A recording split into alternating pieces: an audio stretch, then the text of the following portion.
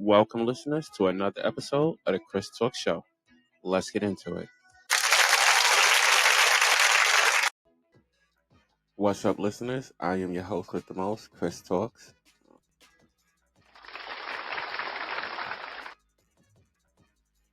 All right, listeners, let's get into our top topic for this episode.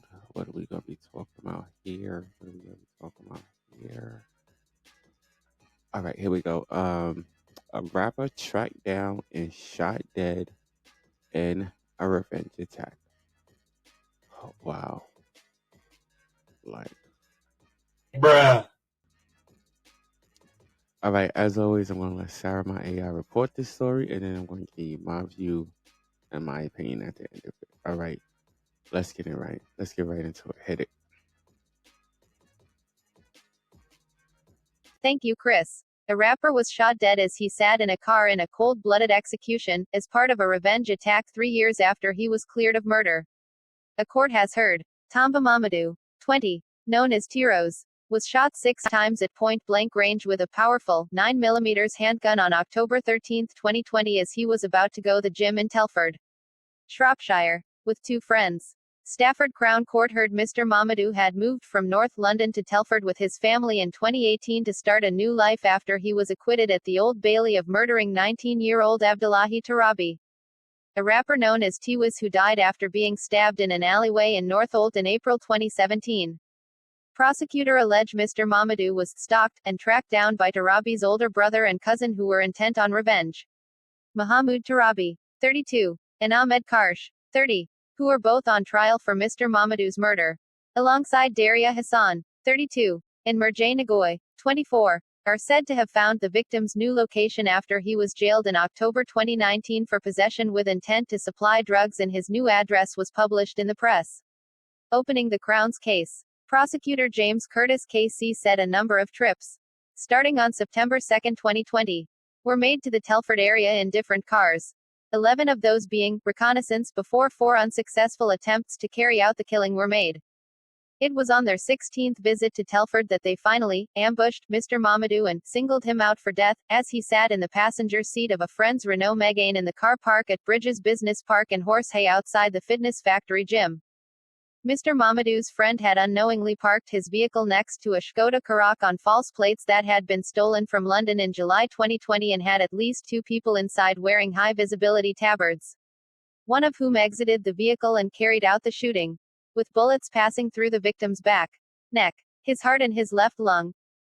Mr. Curtis said the fatal attack was choreographed and meticulously planned and carried out with military precision, with Mr. Mamadou shot through the car window, as he fell out of the door and again as he lay on the ground dying. He said, "No one could ever say it was self-defense, it was deliberate and he never stood a chance. It was no accident the killer had moved to Tamba Mamadou's side of the car, and no accident the others in the car were untouched." Later that night, the Skoda Karoq was torched in a remote car park close to the Wrekin Beauty spot in Telford, where earlier that day an Audi A5 had been parked ready to take the killers away from the area. The court was told efforts to find Mr. Mamadou started as early as January 2019, when Google Maps screenshots were found on Tarabi's phone circling the victim's new address. A phone belonging to Tarabi had also made searches for different areas of Telford, including Summercroft, the road where Mr. Mamadou was living. In July 2020, when Mr. Mamadou was released from prison for the drugs offenses in August 2020, he had become a moving target instead of being behind prison walls. Mr. Curtis told the jury. On the first reconnaissance trip to Telford on September 2, 2020, visits were made to Mr. Mamadou's gym, his address and the car park where the Skoda was later set alight. Karsh, of no fixed address. Hassan, of Ferrymead Avenue in Greenford, London. Tarabi, of Whiteley's Parade in Hillingdon, London. And Nagoy, of no fixed address. All deny murder. Hussein has pleaded guilty to arson, while the other 3 deny the same charge. All 4 defendants sat in the dock at Stafford Crown Court on Monday and listened to proceedings through headphones and flanked by 3 dock officers. In a tribute released after his death, Mr. Mamadou's family described him as a smiley, charismatic young man who would light up any room he entered. The trial, expected to last at least 8 weeks, continues. Back to you, Chris. Wow, wow, wow, wow, wow. Bruh. All right. Wow. All right. Before we get into it, all right, drop my bomb so I can get into this real quick.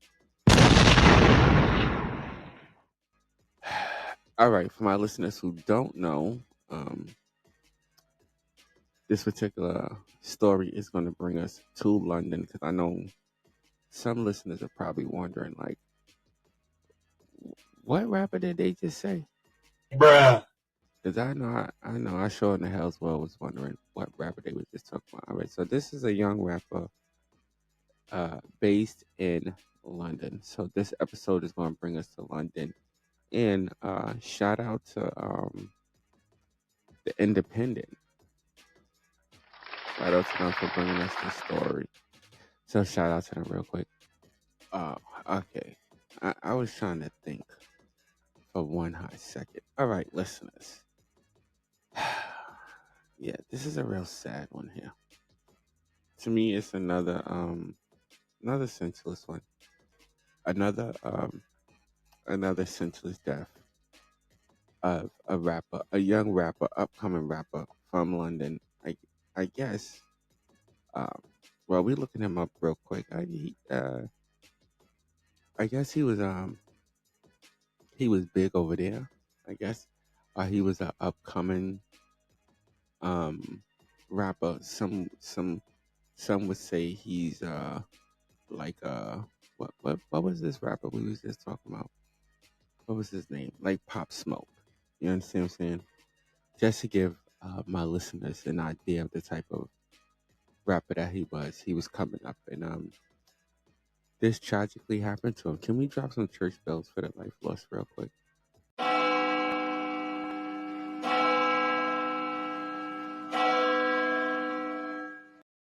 And we send our condolences to this man's family. Now let's get down to the details of um, this situation. And I want to say this is why when you listen to some of the details of the situation, this is why uh, you tend to find reason why. To me, it was senseless because this man was in a situation. Somebody died, and then he was acquitted. I mean, well, not acquitted, but found not guilty of the charges. But apparently, the family of this young man still thinks that this rapper had something to do with it. Now, I don't know um, if he had mentioned any of this in his music or anything like that. I don't know if he did anything. I've never heard this guy or his music, so I have no idea. Bruh. No idea. But let's just hypothetically say that he did mention something like that in his raps. Maybe that is what led to uh, this what seems to be a hit. To me, it's a hit. I would rather call this if we could title it different. A rapper tracked down and shot dead in assassination. That's that's what I would call it, Wait, what? an assassination, because apparently that's what this was. I don't know why the press um, mixes up the words murder and stuff like that. Because this man was acquitted after, uh, yeah, after this murder that he supposedly had did. He moved out the neighborhood that he lived in, and went to start a new life. Now, I have to say this: Wait, what? the guy did what I would consider the right thing to do. I mean, listen, if you're charged with a crime, you get acquitted of the crime. You're not found guilty of the crime.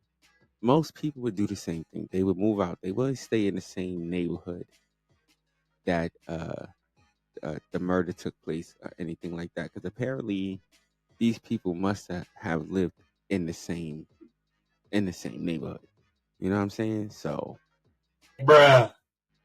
I would have moved out as well if I had gotten into a situation like that. And all my listeners, you can leave a comment if you want. I ask you this question: would you have done the same thing? Would you have done the same thing? That's all I want to know. Would you have done the same thing? And if the answer is yes, then I mean, to me, this guy did the right thing. He moved out the neighborhood, and then the beef still followed him. Bruh. You get what I'm saying? And then, like, I say it's an assassination, and this is not a murder. This was an assassination. They attempted to try to kill this man 4 times. Okay? Wait, what? 4 times they came at him.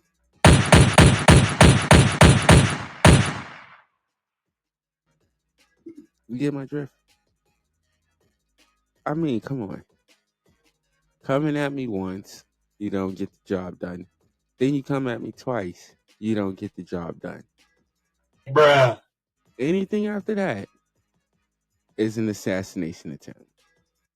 Message. That's it. I mean, they came after Trump twice and they said each time was assassination attempt. Bruh. Nah. They was just trying to get that. That's it. But in this situation, and then how they did it. This was during what time was this done? Let's check that because I think this was done in broad daylight. Yeah, all right. This was done during the day. I mean, it wasn't done at night, but it was done during the day and by a gym at that. I mean, Bruh.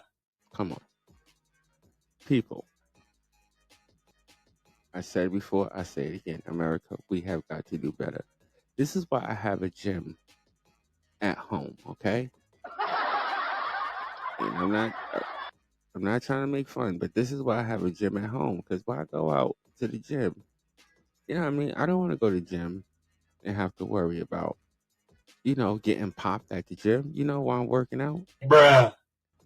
I mean, come on, who wants to go through that? Bruh. And then they track this guy down. This what else they said? 11 cars. They used 11 different cars to sit there and scout this dude, scout what he was doing, watch what he was going on, all these things like that. You going to tell me that this was not uh, an assassination, man? Bruh. This is what assassins do. This is what they do, and it's sad that this young man had to die. Unfortunately, in a car. Like a couple of, I could probably, when you think about it, a couple of rappers have died in cars. Like, Bruh. I mean, when you think about it, you got who died in the car? Biggie died in the car. Pac died in the car. I mean, Bruh. yeah, I only got 2 right now, but yeah, come on, and then you got this guy. So we got a third guy shot up in the car for no reason. Well, their reasoning is that he was guilty. But I mean, Bruh. he was let go. So to me, this was another, in my opinion, this was another senseless crime of a young rapper, of just a young man coming up trying to do better. He moved out the hood to get away from all of this crap, but the crap ended up following him. And So again, we send our condolences to this man's family. I think he should have been watching himself a little bit more too. You know, he should have been more careful, even though you move out the hood. I mean, some situations, even though you try to escape, sometimes it does follow you. Sometimes some things do follow you. But with a situation like his, if I was accused of something like that and then I was acquitted of it and I moved out the hood, I would still be watching my back wherever I went. And if I'm in that industry or something like that, you're gonna have to at least give me some security or something. Bruh. That's just for real. You know what I'm saying? People just be careful. To all my listeners, just be careful of what you do in your surroundings, all right? Message. And that's my view and that's my opinion on this particular topic. Drop my air horn so I can get up out of here. All right, I want to thank all my listeners for tuning in. You could be anywhere else in the world, but you're here with me, and I so appreciate that. Also, check us out on our other social media platforms: YouTube, Facebook, Instagram, and all that good stuff. What else we gotta do here? Oh yes, stay blessed and not stressed. Until next episode, ladies and gentlemen, I will see y'all later. Peace out.